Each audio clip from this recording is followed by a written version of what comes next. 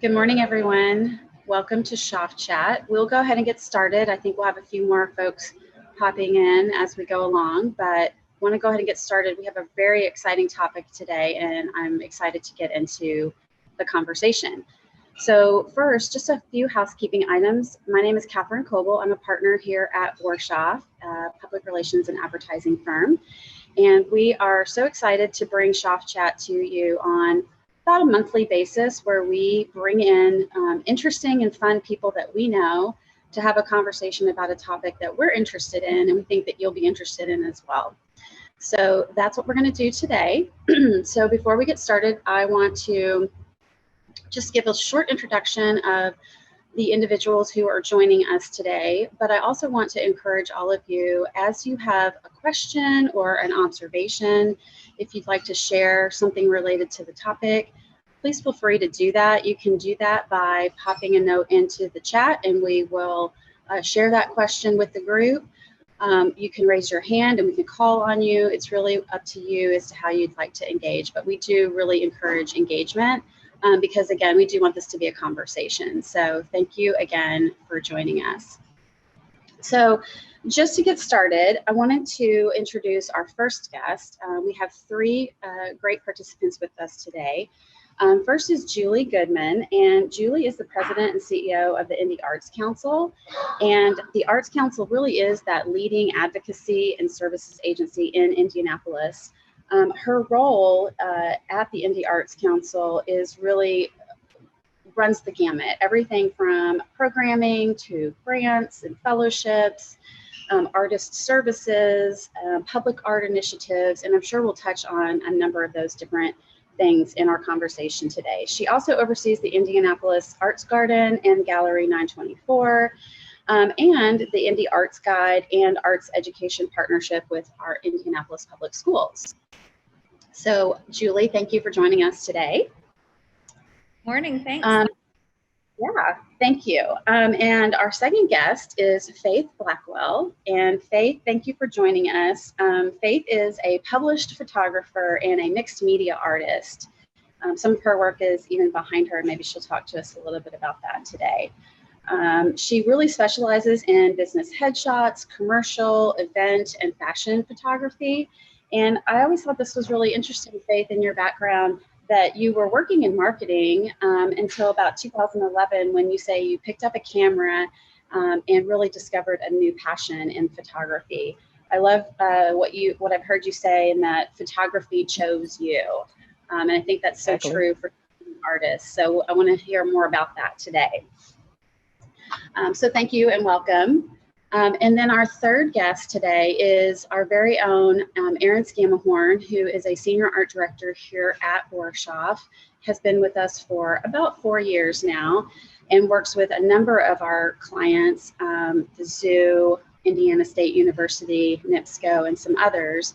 But Aaron is an artist in his own right, even outside of the work he does for our clients, as a designer, an illustrator, and a portraiture artist. So we'll hear a little bit more about that today as well.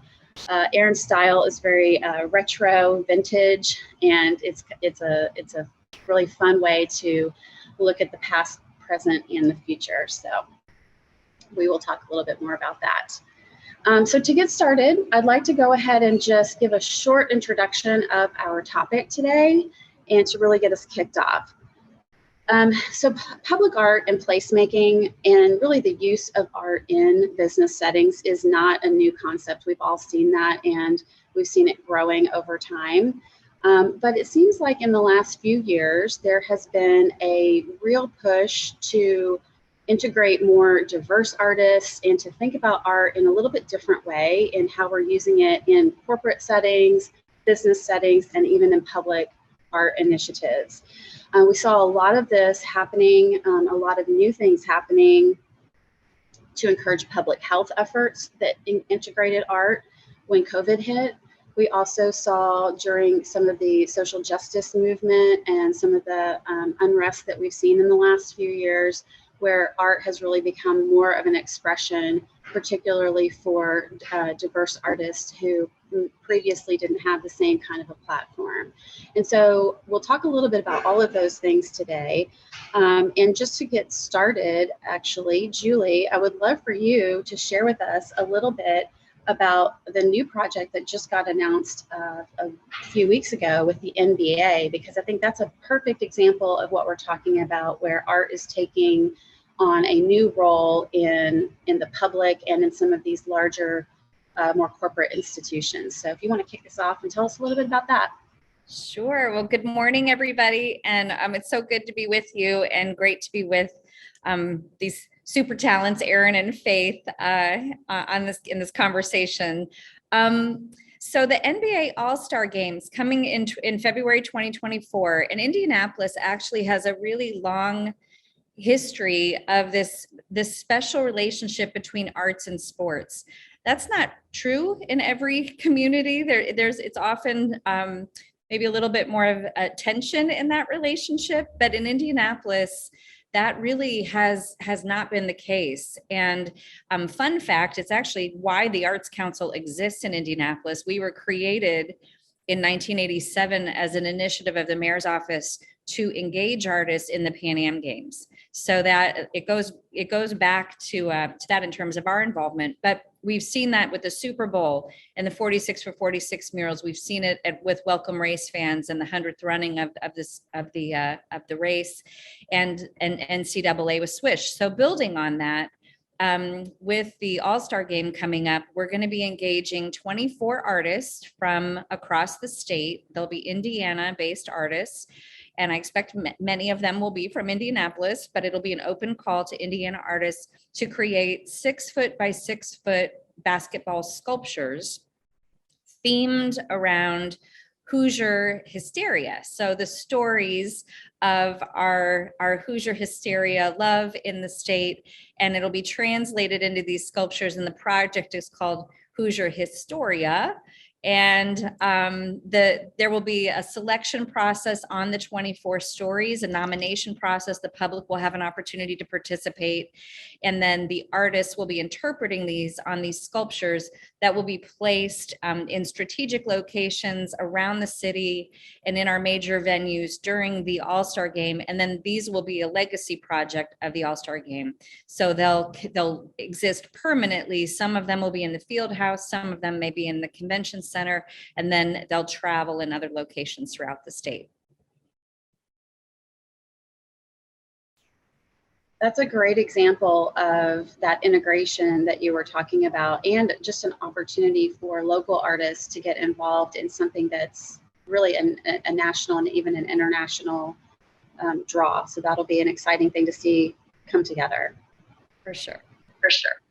So I would love to have Faith share with us a little bit now. So Faith, as I mentioned earlier, you really started out in marketing before you moved into work as a full-time artist. And today you put those talents to work in a number of ways for businesses and other clients.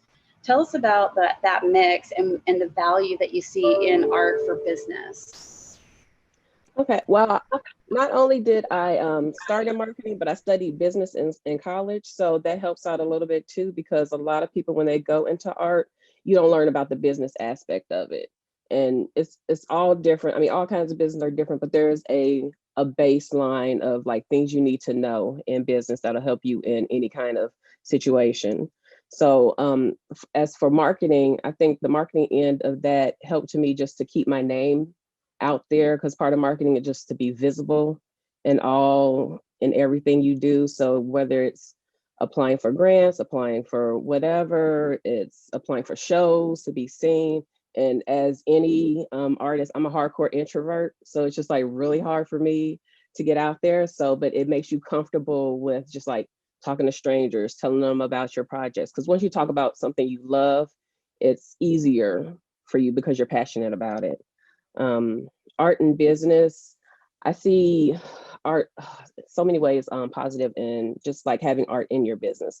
We'll have people, I'm at the Stutz location, Stutz studio. So anytime we have shows or whatever and people come into my studio, especially, I can tell that their mood is elevated. And it could be like the music that I play, but it's also that the art that's on the walls, because it's vibrant, lively. Some of it is mixed media.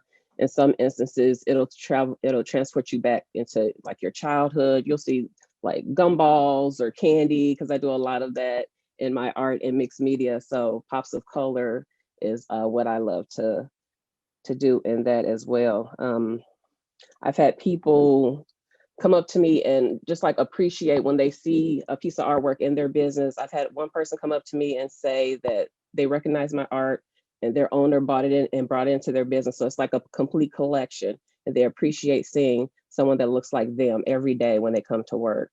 And also I have work in the Indie Maven space that if you've been in there, it's like one of those things that just like immediately brings you joy, because you can see yourself in it. You can see other people in it. People say they look like certain celebrities. So it's just your interpretation. That's a great point. There's a bit of inspiration in the workplace that can be brought with art of various forms. And so let's talk a little bit about that, Aaron, in terms of just how a business may want to start to incorporate more art into maybe their workplace, their environment, or in some other way. Obviously, there's many ways to incorporate art into advertising campaigns, marketing work, that sort of thing, but it can go way beyond that. And so I'm curious your suggestions or thoughts on maybe how you've seen that come together and some things that businesses should keep in mind if they're thinking about doing that. Sure. Yeah. The core of every piece of art, it's storytelling, right? And what an awesome opportunity to not only inspire creativity, but to tell your story. And I think that in that process of approaching creativity for your space, being able to utilize an artist to help get across some of your stories is so key too. And I think as you're starting that process, which I was recently a part of with the mural that's behind Catherine here for our Borshoff space, helped curate what we wanted to portray and the vibe that we wanted to set. We had previously hired Dan Thompson, goes by Invisible Hometown on Instagram, to create a piece that we had hanging in our previous space. We moved to the new space. We wanted to create kind of a sister piece to that, and found Coda Witskin, who had the vibe that we wanted to capture. And so we got some multiculturalism, got some gender diversity in that space with curating that one. Sorry, my dog is literally just like freaking out about his toy right now. The approach process, I think, is so key with what you're trying to get across. We very much found an artist that had a style and a vibe that we wanted to portray, and we gave the parameters of kind of that story that we wanted to tell, but then also said, hey, we love your style, we love your work, do your thing, because we contracted you because we like your vibe. So I think that's such a key part to the process, is to make sure you let the artist do their thing, so they're putting all of their creative energy into it instead of having to try to fit into your box. Yeah, I think it worked out really well. Yeah. Well, I know I love it, especially on a rainy, gray day. It's nice to have the extra color, but I also appreciate just the vibe and the fact that we were able to support a local artist who does really great work in other locations here in our city. So Julie, I'd love for you to give us a few examples of some other things that you're seeing, maybe in either public art initiatives that are coming and or have been recent, but also the things that you're seeing other corporations, businesses doing, and if there are any particular trends that are starting to surface. Sure. Well, I'll just build on, since we were talking about Coda Witskin and her work, a really good example and a very current example is the Field House of the Future program. So again, looking at the integration of artwork and engaging and investing in local artists as part of these major redevelopment projects. So the Capital Improvement Board and Pacer Sports and Entertainment invested a significant amount in permanent installations as part of the field house renovation. So there are 60 new artworks that are part of the field house. They were created by 23 Indiana-based artists, including Coda has a beautiful, huge mural up in the field house now. So when you go to the field house, and this was just debuted a couple weeks ago, so this is brand new. But when you go to the field house for a concert or a game, it's like a gallery. I mean, it's just phenomenal. And these are permanent artworks. It was so funny when we did the opening, some of the families of the artists like, wait, so how long is this going to be here? I'm like, no, it's permanent. Like this is part of the field house. So I think just that commitment of integrating arts and this artistic expression. And again, it was stories. It's stories of the Pacers' history, of icons, of our basketball icons. So it's what Aaron was talking about, this blend of curated stories that they wanted to tell, but then pairing those stories, and the artist had a voice in the stories that they wanted to express, but then really letting the artists do that in their unique way with their unique style. And it is so cool. So we can't wait for the community to see that. We see other examples in our civic spaces like the airport. I mean, we have the #1 airport in the country. And that's one of the reasons why, is because they value art and public art. And it was part of the renovation 14 years ago. It's why we have an award-winning airport. And then they refreshed that. We've done 20 exhibitions at the airport this year. So again, how our civic partners and businesses are thinking about their spaces as a platform and engaging artists to express their values, right? It's about expressing their values, expressing their brand, and appreciating the importance of engaging our creative community in our quality of life, in the health and wellness of our employees, of our visitors, of our residents. So I think that's another example at our airport. And then one of the crazy examples, when I moved back to Indianapolis 6 years ago, I'm like, what is going on with the Jiffy Lubes? Like, there are these amazing murals on the side of Jiffy Lubes all over the city. Same thing.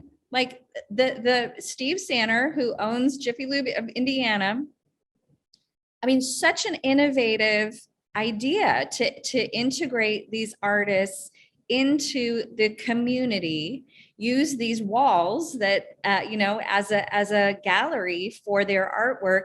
And he also has an employment program where he pays for art classes for Jiffy Lube employees. So it's a very integrated, holistic approach. And he's won national awards for that based on the impact to his business and to his employees. So that's just another example that we love. So in the civic space, that's what we're seeing. In the corporate space, we have a strong, there's a lot of corporate support for arts and culture. We need more, frankly, but there is a strong base of support here. And that looks like curated galleries. One America Gang just curated a gallery space for One America. AES certainly has done a lot to support the arts. They just sponsored Butter, and One America does a lot of that too. We have 70 companies that support us with Start With Art. So there's a good foundation of support, but we do need more. And then the city. So Public Art for Neighborhoods is a program that the city runs. So we are building in a % for art into new development projects. So there has to be a public art component built in to new development. And then the city's also undertaking a cultural equity plan to go even further with that, where we're really considering cultural equity and heritage and the history of place in the development policies and land use policies of the city. So that's all exciting in progress trends that we're seeing. Those are really great examples, and hopefully they're inspiring to some of our other business partners on today's webinar. So just to kind of take off of that too, I know in terms of placemaking, Faith, you've done some interesting work down in the Bottle Works district. And so I'd love for you to share a little bit with us about what that work was, how that came together, and really kind of the place or the purpose that it serves in that neighborhood and in that facility. So. Okay. Well, one thing I want to share about the Bottle Works too is because like a year before I was approached to do that, the photography work there, I took a trip with a friend to one of their locations, not knowing who it was, not knowing who, who owned the hotel. We stayed at the hotel. And when I entered the hotel, it was like an art hotel. So it's just like, this is the work I want to do. This is where I want my work to be shown. So I feel like I manifested that one. As funny as it is, I was like, this is what I want to do. And not a year later, I was actually approached by Ryan Hickey, who's with the Geronimo Group. And he is, if you went to Orange, he's one of the guys that produced Orange for many years. And like the last Orange was actually at that location. So when it was just, still in the raw stages. But like during the pandemic, he approached me, said they wanted to use local artists, local artwork, try to get a photographer in there. And I had participated in Orange like a couple of times throughout the years. So we had a relationship together. So it came along that I don't know if they knew like kind of what they wanted at first. They wanted like a mix of different things. So we were like trying to hash out like exactly what was going to go on the walls. I know they wanted a mix of some of the art that they had already, but we finally ended up on doing workers that were contributed to building the building. So 2 or 3 days out of the time that they were building, I would walk the job site. I would catch everybody in the act, trying to catch them naturally, doing a few pose things. They were off guard. They was like, oh, I don't know what's going to happen or what we're going to do. But eventually, like when it was all built and said and done, they were able to go walk through the halls. We're proud of their images that were on there. Probably took pictures with them. So they all enjoyed the experience there. So that was part of like giving back to the people who actually built that building. So that's like just a moment of pride that anybody can say. And when I was doing marketing, it was actually for in the construction industry. So I knew that, when I talked to the guys, they can roll down the street and be like, I worked on that project. I did this, I did that. So if you have a hand in anything that you do, there's a sense of pride with that. In some respects, that's a bit of employee engagement in action through art. And it's also a bit of historical documentation in some respects, because it was the renovation and construction of a pretty significant element to our current city, but built on something that had a long history in and of itself. And so kind of pulling all of that together and documenting that in some way is really kind of an interesting and neat experience for the people who will be looking at that 10, 20, 30 years from now as well. So that's great. That's a great example of using art to not only tell a story, but to kind of pull together the past and the present for the future. So I just want to take a brief pause here and encourage everyone, if you have a question or if you want to share some additional insights that maybe you have from your experiences, we would love to see that. So please feel free to drop that in the chat. We'd love to hear more about your experiences and answer questions. And then I'd like to also go to you, Aaron, and talk a little bit about, in some of the work that we do with our corporate clients at Borshoff, we see a lot of clients who really celebrate the work of local artists through their marketing efforts. We mentioned that earlier. But tell us about how you're seeing that taken almost to a new level in some actual marketing campaigns and things, either that you've been familiar with or worked on personally, or others that you've seen just out in the wild. Yeah, it's back to storytelling, right? I mean, when you bring in some super unique and interesting creativity into your space, you have this like built-in content engine. You can tell that story of what you've created, of the artist that you've partnered with, how you're supporting your local community with that and beautifying not only your business space, but your community as well. We've worked with some clients where they really want to talk about their impact and utilizing how local artists are making that impact as well, and comparing what they're doing to those efforts. A good example is our NIPSCO client. We created a campaign for them called Leaving It Better, and told that story a little bit through some artists who were doing the same kind of thing. You know, they wanted to come into a neighborhood or a area of their city and leave it looking better than it was before they came. So they're talking about renewable energy through NIPSCO, and then kind of creating that metaphor through how artists do that same thing. There was also some interesting storytelling that was happening with the IDDC campaign that Borshoff was involved in. I guess that was in 2020. The Indiana Destination Development Corporation. Can you talk just a little bit about that and how that was another effort to share stories of people in the community to kind of highlight what Indiana really is all about?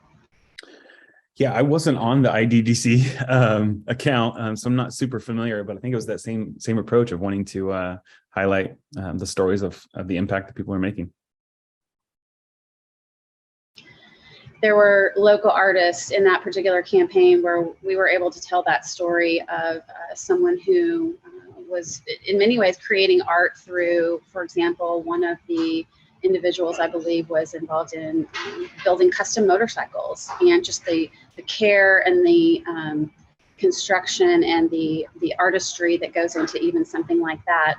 And sharing that story was a great way to not only highlight this person as an artist, but also to show that in the state of Indiana, we're a pretty diverse group when it comes to the talents and the abilities of the people who live here and what they're bringing to the rest of the community. So yeah, that was fun. They also highlighted the skateboard manufacturers in Muncie who are working with some ex-cons and some veterans, and giving them some cool art opportunities. Yeah, bringing that creativity to the forefront. Speaking of skateboards, I think, Aaron, you should share a little bit more about the work that you do and how that inspires you. Yeah, in 2020, I was looking for a little side project, and I'd always wanted to get my art on some skateboard decks. Never found a company to partner with, so I just decided to do it myself. So I started After School Skateboards, just putting a fun throwback pop culture, like after school special style portraiture onto skateboard decks. But in the public art space, I was awarded a Jiffy Lube mural, which was going to happen this year, but then construction got delayed a little bit. So early next year, Jiffy Lube on the south side of Indy will have a Ron Horn piece on it. Just recently completed a mural at the new art supply shop in Fountain Square. There is it's called Mystery Fun Club. It's right there in the old New Day Meadery space, right in the heart of Fountain Square. Really, really cool art shop. They just opened yesterday. And they hired myself, Dan Thompson, Emily Gable, and Martin Kuntz, and then kind of gave us the framework of want it to be CMYK for the color palette, so that they all kind of blend and create the whole overall vibe. But then the medium was fully up to us. So it was a really fun exploration of that. And so I painted an image that has been something I've been playing with a lot over the years, which is a banana. And then it's just a bone in place of a banana peel. And that sparked some efforts where I'm going to have a show in December, which is going to be in that space, December 1st, Friday. It's going to be a full exploration of that idea, and partnering with 10 other Indianapolis artists as well to do their take on how they see a banana. Yeah, having a lot of fun, finding cool avenues to express that. Those are great. So Julie, I would love to come back to you with this idea. You know, we've been sharing a lot of of examples and ideas around visual arts. And that is, clearly something that can be put in an environment in a traditional way that can have lasting impact in a workplace, in a public art space. But there are many other types of art, obviously, and we want to think about how some of those other types of art could potentially be bring value to businesses, to corporations, to neighborhoods, to various places and public institutions. I'm curious if you have seen other examples of that being done innovatively, and just what you're seeing there. Sure. Well, I think we're seeing, there's definitely a cultural renaissance happening in Indianapolis among our creatives, but also just among our residents and visitors and civic and corporate partners. So, and that's happening nationally, but it's definitely something that we're experiencing here.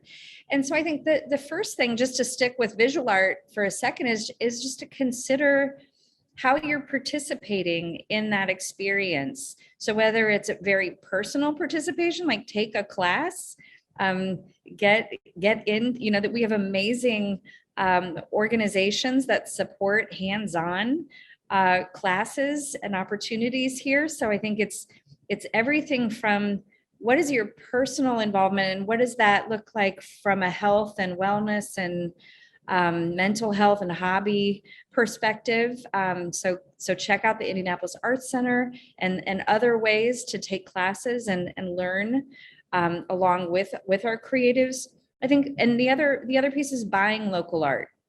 So we are improving our culture of collecting in Indianapolis, but we need to continue to build a culture of collecting and buying local art in Indianapolis. And again, lots of really positive momentum here, including First Friday. Aaron mentioned First Friday. First Fridays are back in a big way. There is a lot to experience on First Fridays in Indianapolis. So I think just touching on a few ways to learn and be introduced to our local visual artists and support their work. And so in other mediums, of course, thinking about how are you engaging performing artists in your business? So live music, we have incredible music scene in Indianapolis, incredible talent, all genres, all disciplines. And so thinking about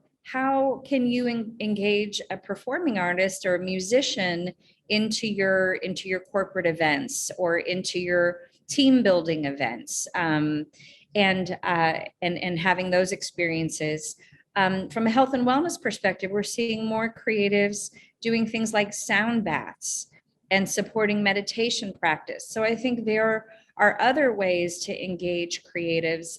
And then I just want to build on something that Aaron and Faith were talking about, that we're also seeing increase in artists in residence. So thinking about how are you involving creatives in your business as a thought partner, as appreciating the creative problem solving that artists bring into those conversations, into those creative processes that we all have in our various businesses.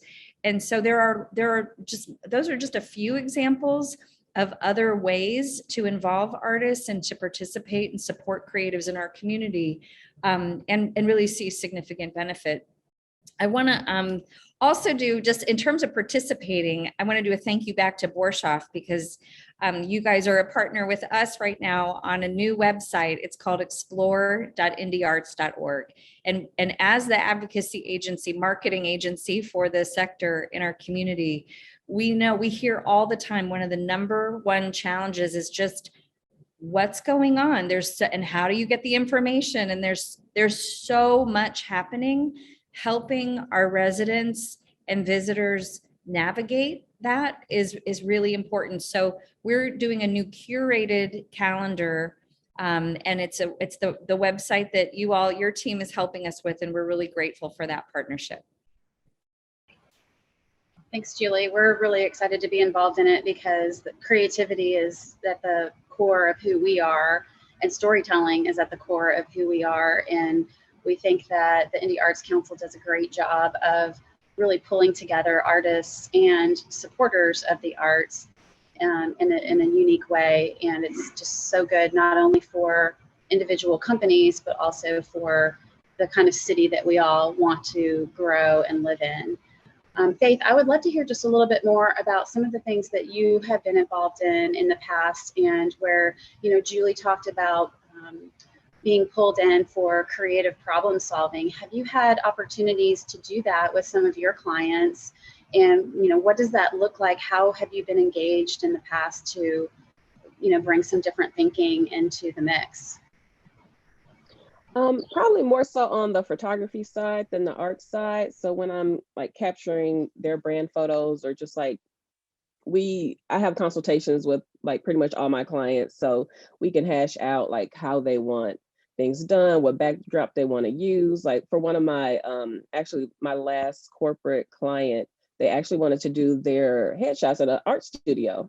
So they wanted to use a local artist space, and she has her local like images behind her, some place that they love to go to, someone they wanted to support. So that's another way you can mix in, you know, art with your with your business. So that's just one of the ways.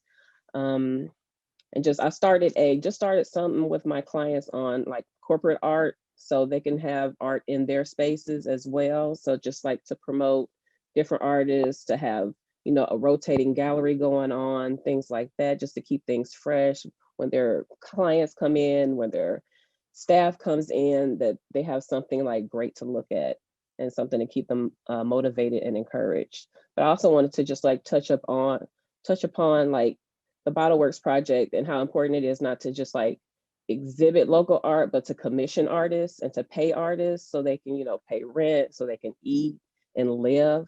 So, which is very important. Yeah, I'm so glad you said that, Faith, because I wanted to jump on that too. I think, again, as the advocacy agency, our role is to help set that expectation of what a competitive wage looks like, a living wage looks like. Mm-hmm. And I think for businesses, if you're new to engaging with creatives, we hear it's getting better again. And I think, but understand, artists in Indianapolis are busy. This is a good thing. They are busy, and they deserve and are being paid a competitive wage.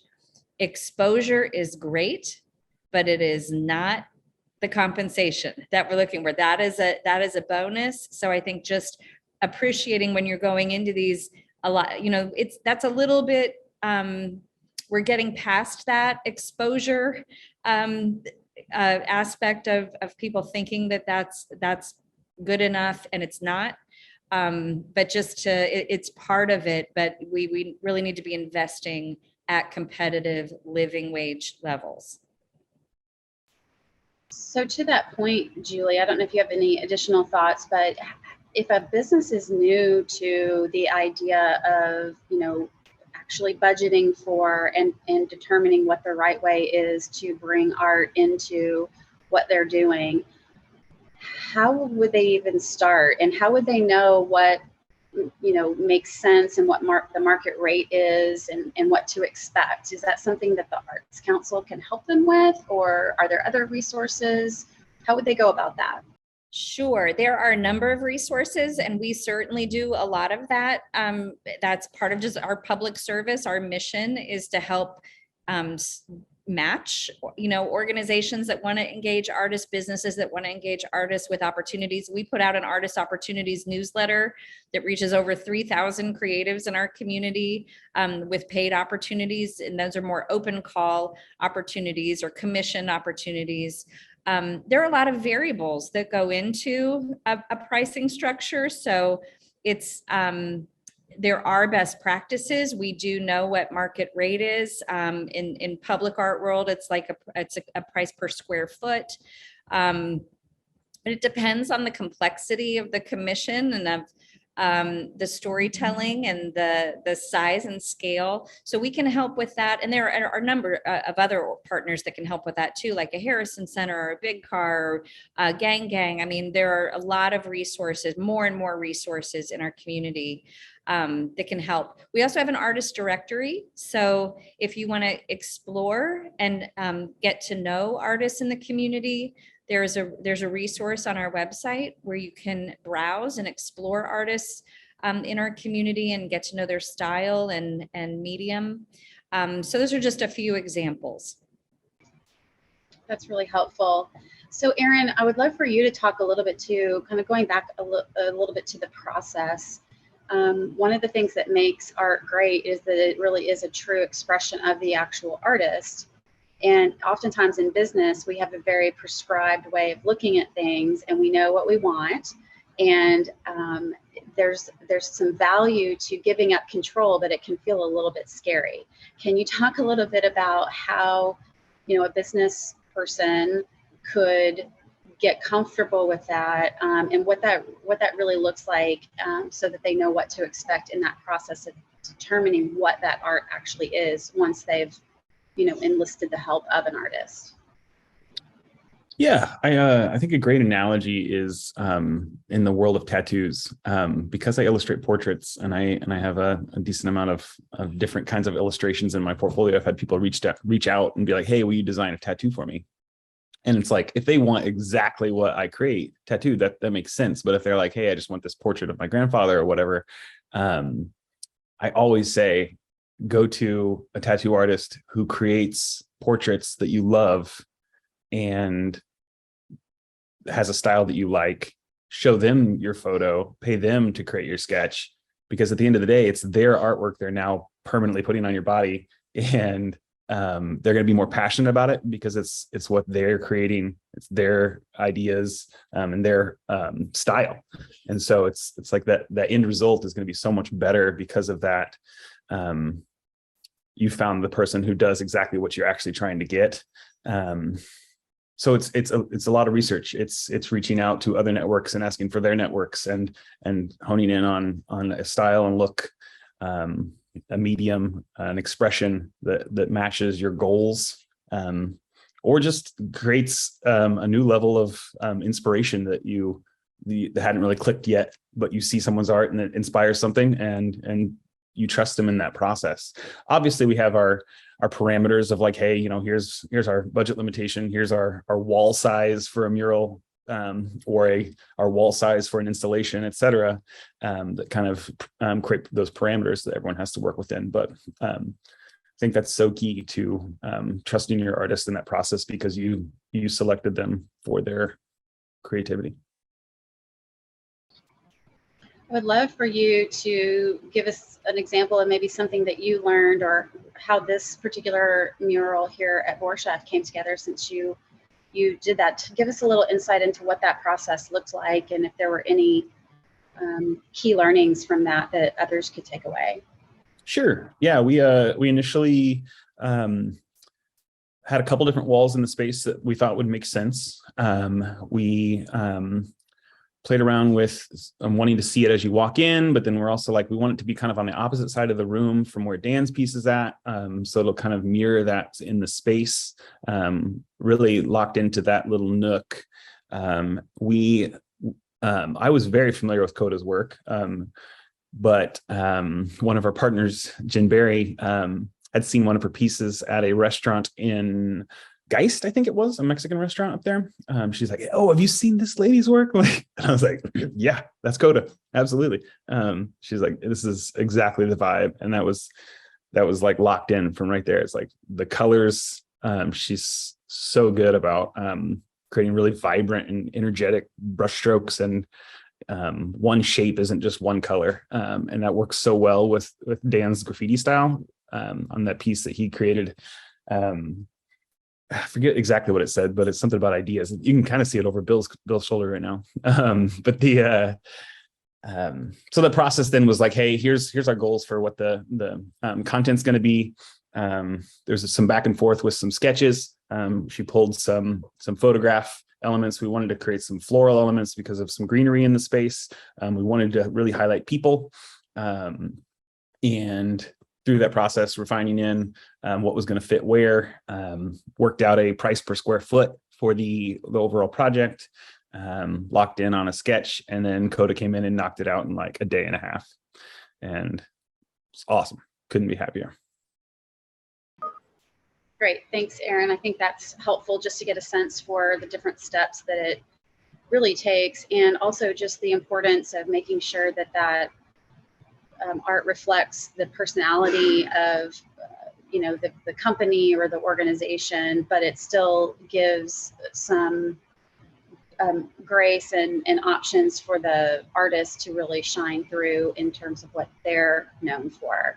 I think this is a perfect example of something that worked because as a creative agency, we are all about energy and that storytelling, and the bright and vibrant colors just go so well with our personality, but also with our space and what we want out of the space that we're trying to create for our employees and for our clients who come to visit. So, well, great. Well, we are getting close to the end of our time together, so I want to just do one last encouragement. If anyone has any questions or observations that they want to share, drop those in the chat. And as we start to wrap up, Julie, I don't know if you have any other thoughts for us on how companies and organizations can just continue to be supporters of the arts. If there's anything that we can do to continue that growth trajectory and to provide that support, I think everyone in this webinar would be interested in doing that. Thanks. So I think just conversations like this are helpful, right? Just building more awareness, educating each other on what the opportunities are, what the resources are. So we appreciate this opportunity. I think there are, we do an annual event called Start with Art. It's the kickoff of the fall art season. And we have about, this year, I think we sold out 70 organizations came to support arts and culture in Indianapolis. So it's a really exciting time to be in Indianapolis and to be in arts and culture in Indianapolis. So I think if you're thinking about it and you just aren't sure where to start in terms of engaging artists or starting an art program within your organization, there are lots of resources to help. So just please reach out, and whether it's the Arts Council or we can connect you to other partners in the community. That's our mission. We're here to help you connect with creatives in our community. That's really helpful. Thank you so much, Julie. And I believe Bill has a comment to share. So Bill, if you want to unmute yourself and share. Thank you. Yeah, thanks, Catherine. Hi, everybody. It's nice to see you, Julie, and hi, my friend Jasmine. How are you? I wanted to say a couple of quick comments. One, I think we'd be remiss if we didn't specifically applaud Cummins, which is another company that has done amazing things with the placement of art in its workspaces, not only in Indianapolis, of course, but in Columbus, their headquarters city as well. But my comment was, I think back, I used to, in the 90s, I was on the staff of the Indianapolis Tennis Championships, the RCA Championships, and we had an art event, but it was like, if you wanted to paint a picture of a guy hitting a tennis ball, you could put it up on the wall. It was pretty basic, but we were very proud of it because it was just another auxiliary event to make the week more well-rounded, and another way for people to participate in an event that was a marquee event for the city. But I think about how far we've come, with the Super Bowl art, in the old City Hall. I still remember that to this day, how cool that was. The Cultural Trail, has amazing examples of placemaking and engaging artists. And it's still, I still love to see all those pieces. But the example that is really personal to me, I live in Fletcher Place, and about 10 years ago, we were partnered with KIB, Keeping It Beautiful, to build what we call the Gateway, which is kind of like a uniquely design piece of art to share with people that they are entering the neighborhood of Fletcher Place, and in a very public intersection. And we didn't really know how to go about doing it, so we went to the Arts Council, and they were so awesome. They, you know, speaking as not as a Borshoff person who's around artists like Aaron every day, but somebody who didn't know as a board member how to get this done. And the Arts Council folks were so helpful in terms of setting up a process where we could put an RFP out to the artist community. We got tons of applications, and ideas, and submissions, and from there we picked a piece that was designed by Barbara Zeck, who's a very talented tile and ceramic artist here in the city. And everybody just loved it. It was just such a smooth process, and we felt really that we had explored every nook and cranny of the process, and got a really outstanding example to show for it. So I just want to say, as somebody who didn't know how that process worked, if you're in that boat, or you know somebody who is, don't be scared of raising your hand and saying to the Arts Council folks, how do we go about like putting some art in our neighborhood or in our backyard? Because and I know there are other resources that do the same thing as you mentioned, but they're there to help you, not to stand in your way. So it was a fun experience. Thanks, Bill. That's great insight. All right, well, we are getting close to the end of our time today, so I want to just encourage all of you to continue to think about this topic and to support the Indy Arts Council, to support your local artists, to think about how you can bring more art into your work environment, but also into your business as a business, so that we can continue to support those local artists. That's really what the fabric of a good community is built on. For those of you who would like to share today's topic with others in your organization, we will have a recorded replay available on our website and a summary blog, and those will be ready within the next week. And we will send out a link to everyone who registered for that today. And we invite any ideas that you have for future Shoff Chats. If you have a topic that you think we should be exploring, we would love to hear your ideas. So please just drop those ideas to us, and we would encourage you to join us in the future. Our next Shoff Chat is scheduled for November 16th at 9 a.m. And we will be sharing information about that topic very, very soon. So thanks again. I hope everyone has a wonderful day. Thank you again to Aaron and to Faith and to Julie for joining us today. We really appreciate your time and your insights. Thank you.